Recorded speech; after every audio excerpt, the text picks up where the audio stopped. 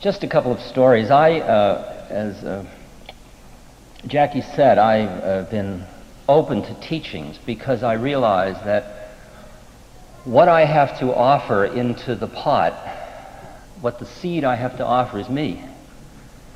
And so I can't do anything else but work on myself to become a statement of planetary consciousness, to become a statement of all that. And I take my teachings wherever I can get them. I've been taking them from you for 3 or 4 days.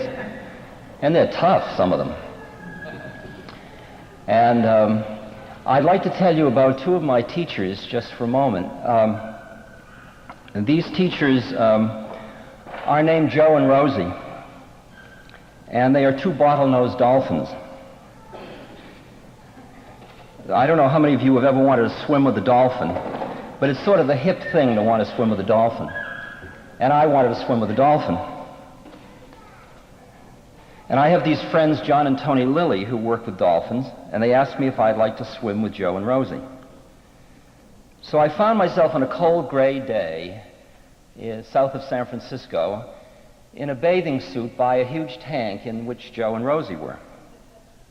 And I was with a friend who was already in the tank, and I got onto the holding platform, which was down in the water where I was standing. And it was cold, and everybody was around, and I thought, what am I doing in this situation? I mean, I'm too old to be doing this, you know. Somebody young should be swimming with dolphins. So I got off, so I was paddling in the water. And all the time, everybody's watching to see what Ram Dass is going to do with the dolphins, so whatever I do, I've got to smile. I know that. Right?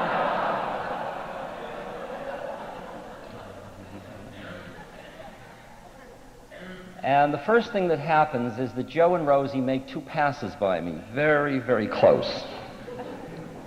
And they are very big.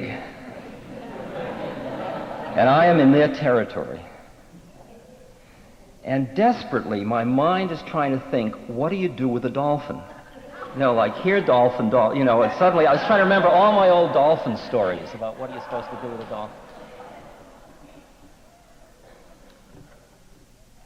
My rational mind was desperately trying to deal with the situation. At this point, Joe came over, and he opened his mouth, and he put it around my wrist, and he closed his mouth. And every Jaws fantasy I ever had ran through my mind, this hand dripping down to the ground. And he very gently pulled me out into the middle of the tank so that I could play with them. Now, there's nothing in my models of reality that has fish taking you by the wrist to pull you out of the middle of the tank. It just isn't. And what Joe, in effect, did was he blew my mind. I saw that my rational mind wasn't just up to the predicament. And at that moment, my heart opened.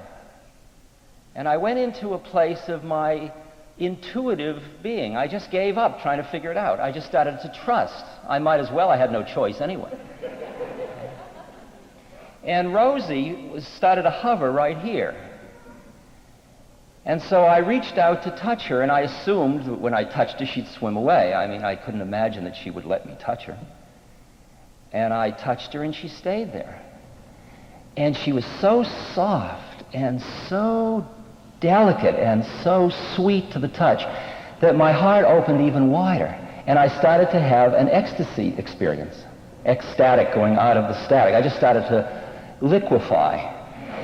And within 20 seconds, Rosie was upright with her belly pressed against me. I had my arms around her. She had her fins around me. And I was kissing her on the mouth, see?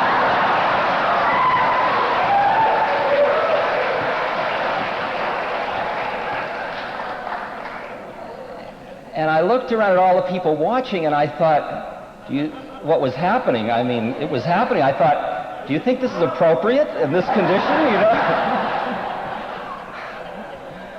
I mean, across species? Is this, you know, it's a... there must be a name for this. And at that point, Rosie swam around, and she came under my arm, and I thought, what I'd like to do is swim with Rosie. You know, your flipper fantasy?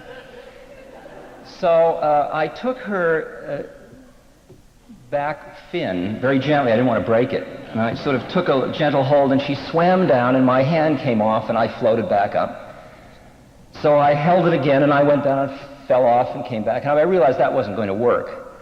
That I was going to have to take her around the belly along with taking the upper fin, and I thought, that's rather presumptuous. I mean, when you've just been making love to somebody, to just grab them, you know, that seems to go swimming. So I did it very gently, and she went down, and she started to move very fast, and I thought, oh, I'm really bugging her, and I let go, and I came back to the surface, and she immediately came back under my arm again. She was sort of waiting for me to let my mind shut up and just trust the process and have fun and enjoy. I was so busy, what should I do? I mustn't do this. I was in knots, you know. And finally I figured, okay, Rosie, here we go. And I grabbed hold, and we started to do this wild dance around the pool. It was better than you can imagine. Okay? And at some point I thought, well, Rosie, all well and good for you. You're a dolphin. But I've got to come up and breathe.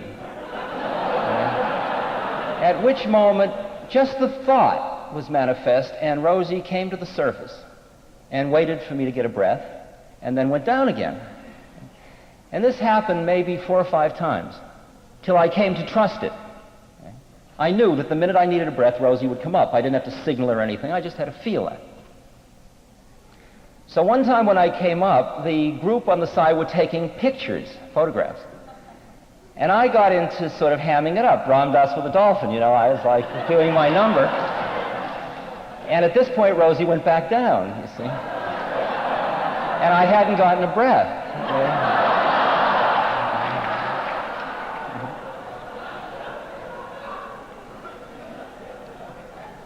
And I thought, well, Rosie, this is where we part company.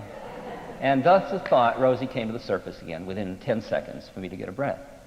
And after about 40 minutes, I was tired.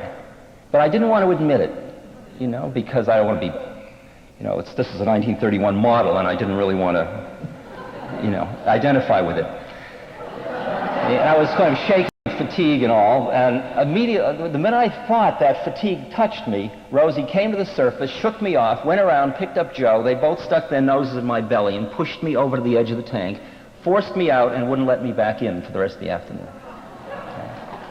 That's my story.